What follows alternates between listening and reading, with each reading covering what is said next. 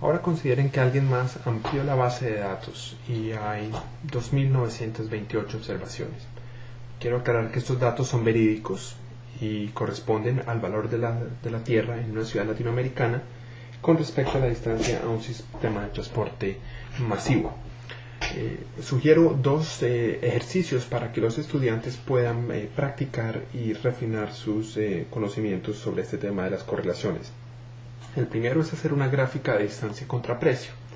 El segundo es utilizar una hoja de cálculo, no un paquete estadístico, para calcular a mano la correlación entre las variables precio y distancia al sistema de transporte, en este caso es Transmilenio. Seguir los mismos pasos identificados anteriormente. Cuando digo utilizar una hoja de cálculo, sugiero es hacer los cálculos a mano, o pues no a mano, pero presentar las columnas que presenté en la lámina anterior, en vez de utilizar la rutina que ya existe en los paquetes de hojas de cálculo para calcular la correlación. Es importante saber los pasos y utilizarlos de manera adecuada, paso a paso, para saber de dónde vienen los números. Aquí entonces están los datos. Los estudiantes podrán manipularlos bajando el archivo que corresponde a la información. Solo presento los primeros 20-25 datos que se ven en la pantalla. Aquí ven entonces la gráfica de distancia en kilómetros contra precio en miles de pesos. Pueden ver que la relación no es clara, pero si ustedes hacen un análisis de la correlación, pueden darse cuenta que hay una relación positiva, pero bastante débil. El R calculado va a ser del orden de 0.07.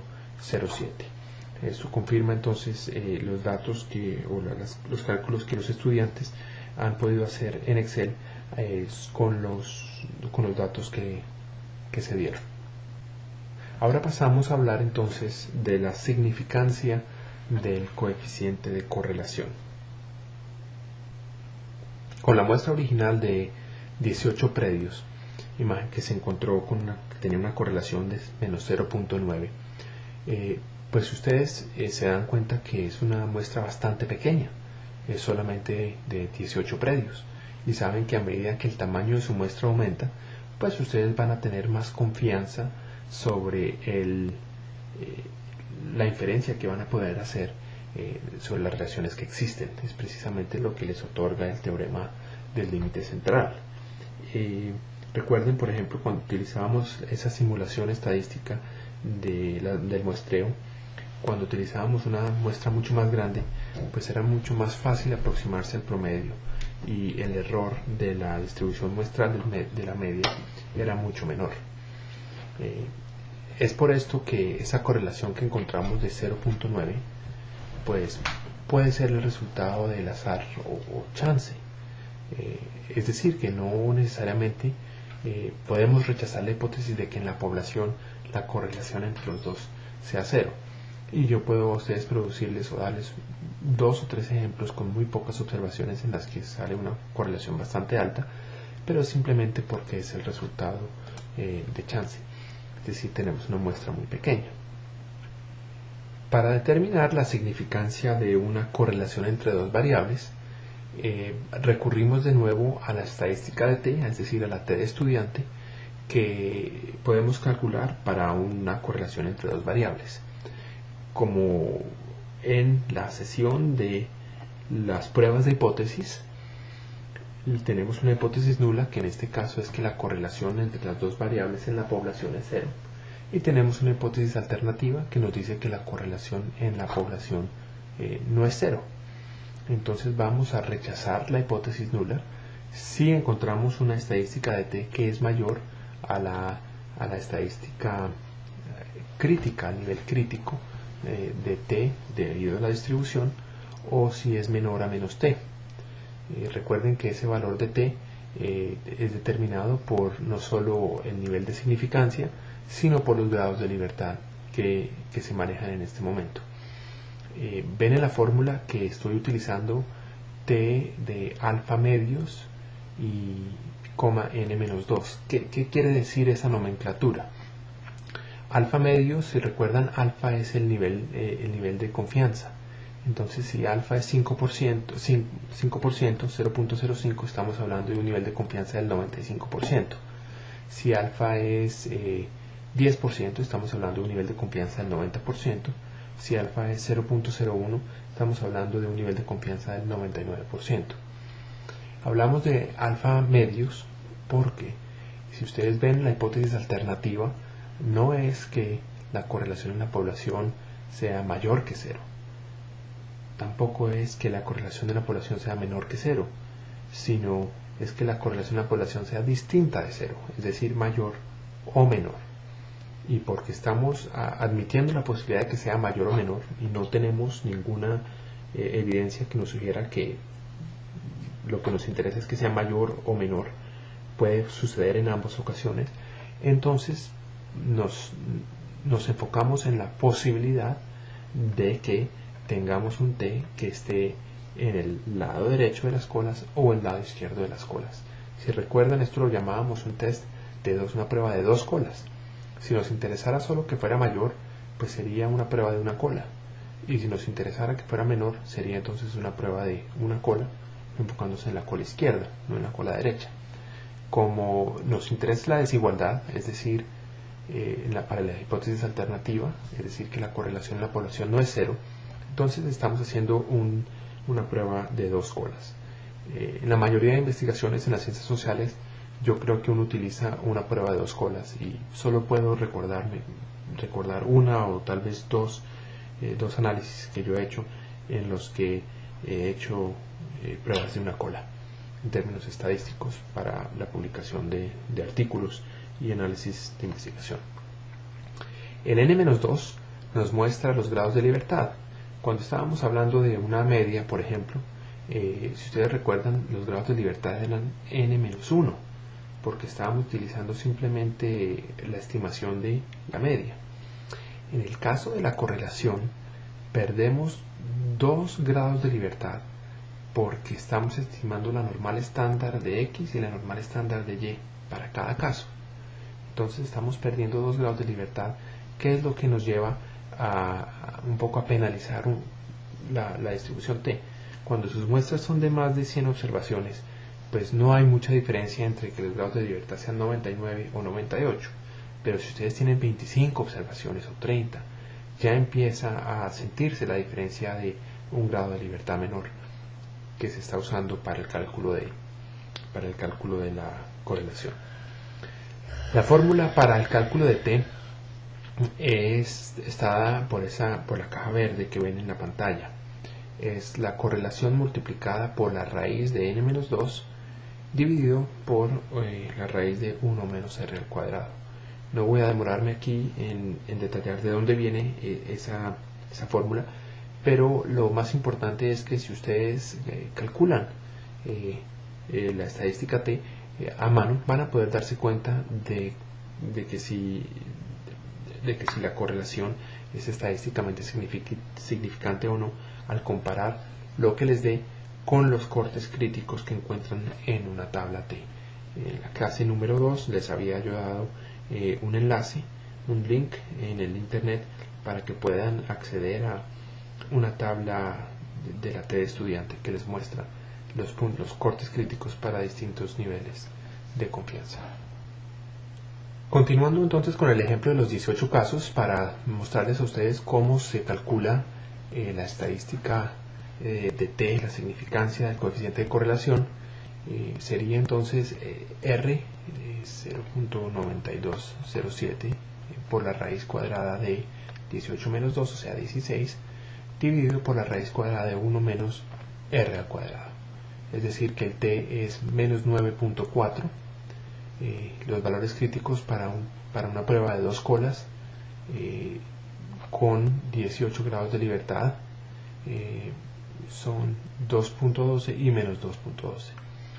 Quiere decir que como menos 9.4 es bastante menor que menos 2.12, podemos rechazar la hipótesis nula de que esta correlación es cero en la población y podemos aceptar la hipótesis alternativa de que la correlación no es cero.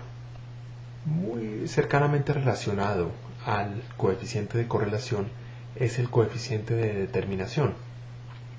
En una muestra, el coeficiente de determinación es la proporción de la variación de una variable y que se puede explicar por la variación de otra variable x. Entonces, siguiendo con nuestro ejemplo de dos variables x y y, si tenemos una correlación de r, el cuadrado de r, es decir, coeficiente de determinación, nos explica cuánta de la varianza en y es explicado por x. Si para la muestra de 18 predios el coeficiente de correlación es menos 0.9, entonces el coeficiente de determinación es 0.82. Es decir, el 82.2% de la variación en el precio de los predios se puede explicar por su distancia a Transmilenio. Noten que ya entonces estamos desarrollando un indicador de que también podemos explicar la variable y con la variable x. Imagínense ustedes si el coeficiente de correlación es 1, es decir, una correlación perfecta y positiva. 1 al cuadrado es 1, luego quiere decir que el 100% de la variación de y se puede explicar con x, que es precisamente lo que yo había presentado anteriormente en términos muy intuitivos, que para cualquier valor de x podíamos predecir perfectamente el valor de y.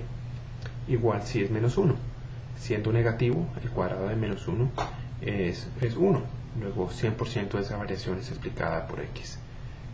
Por el contrario, si el valor es muy pequeño, quiere decir que hay algo más causando esa variación y que nuestra variable x pues no tiene mucho éxito en explicar mucha de la variación que existe en y. Quiero hacer también un pequeño paréntesis para hablar de las ciencias sociales. Claro, en las ciencias naturales es mucho más fácil encontrar r cuadrados o coeficientes de determinación del orden del 85, el 90, 95%, 99%. Incluso cuando es 99%, en muchos casos los físicos se asustan y dicen que algo más está explicando ese otro 1% que no hemos tenido en cuenta. En las ciencias sociales, debido a la complejidad de las relaciones, en el tiempo, el número de elementos que intervienen, que no podemos observar como investigadores, nosotros no esperamos un coeficiente de determinación por encima del 50, el 60, el 70% para regresiones multivariadas. Vamos a tocar ese tema en mucho más detalle luego. Mucho menos cuando tenemos dos variables, x y una variable y, un coeficiente de determinación de pronto del 20% sería casi que inesperado.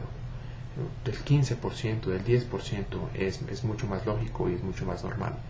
Y sugeriría yo que si ustedes tienen una variable x y una variable y es el indicador de interés, por ejemplo, precio, y x es una variable independiente, la distancia Transmilenio, y ven ustedes que su coeficiente de determinación es muy alto, por ejemplo, como en este caso el 85%, yo sugeriría que le echaran un segundo vistazo a sus datos, porque es posible que haya algo mal en los datos, algo que está haciendo que artificialmente esas dos variables estén mostrando una correlación demasiado alta.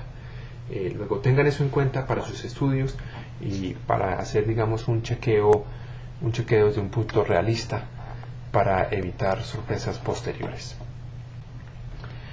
Una dificultad del coeficiente de determinación es que desafortunadamente no nos da información sobre la dirección de la relación. Si se dan cuenta, si la correlación es negativa, el coeficiente de determinación siempre va a ser positivo, igual que si la correlación es positiva. Luego hay que de todas maneras pensar en el coeficiente de correlación, porque esa nos da también información sobre la dirección de la asociación, si es positiva o si es inversa. Tampoco indica causalidad, que es otro tema muy importante que hay que tocar aquí. No quiere decir que X esté causando Y, simplemente quiere decir que X y Y están variando de manera simultánea, es decir, están asociados. Pero la diferencia entre asociación y causalidad es muy importante. Y para su trabajo, cuando ustedes no están seguros de que lo que están observando es causal, les sugiero tener mucho cuidado y simplemente hablar de una asociación. Las condiciones para determinar causalidad son muy estrictas. Por ejemplo, los eventos tienen que tener estar de acuerdo en el tiempo, es decir, X tiene que suceder antes que Y, y si X sucede después de Y, pues está violando unos principios de causalidad fundamentales. Tenemos, por ejemplo, también una idea teórica de cómo X puede afectar a Y, y tenemos también una idea de que Y no puede afectar a X. Si Y pudiera afectar a X, entonces estaríamos injustamente diciendo que el coeficiente de determinación está revelando causalidad, cuando en realidad está simplemente revelando la posibilidad de que X cause Y y que Y cause X. En términos técnicos, esto se llama simultaneidad, que una variable afecta otra y esa otra variable afecta una variable. Finalmente, quiero aclarar que el coeficiente de determinación nos da la proporción de la varianza de la variable dependiente, que se explica con la variable independiente. Es algo que habíamos tocado anteriormente, pero quiero hacer énfasis en la utilidad de ese concepto. Quiero entonces terminar con un pequeño ejercicio para que los estudiantes puedan practicar la idea del coeficiente de correlación, el coeficiente de determinación. Cierto investigador está interesado en saber si la inseguridad, por ejemplo el número de hurtos agravados en cierta zona, se capitaliza en el valor de los inmuebles de finca raíz, es decir, si se refleja en el precio de los inmuebles de finca raíz. La hipótesis general es que si los inmuebles en áreas más inseguras tienden a valer menos que los inmuebles de las áreas más seguras. Entonces quiero ustedes que formalmente escriban en una hoja con un lápiz cuál es la hipótesis nula y cuál es la hipótesis alternativa para el investigador. También les doy a ustedes una muestra de 1000 predios que son verídicos de otra ciudad latinoamericana para que calculen primero la correlación entre el precio y el número de homicidios por cada 100.000 habitantes. Estamos siendo un poquito detallados, no son hurtos sino son homicidios. Quiero que también calculen la significancia del coeficiente de correlación y el coeficiente de determinación. Aquí entonces ven los datos en detalle para que puedan bajarlos en su hoja de cálculo y puedan hacer las manipulaciones necesarias. Un poco para darles a ustedes la impresión de los resultados, para los que quieren hacerlo en su momento, hagan pausa al sonido. Los que quieren saber los resultados, ya voy a dar un poco lo que espero del ejercicio. Primero, la hipótesis nula.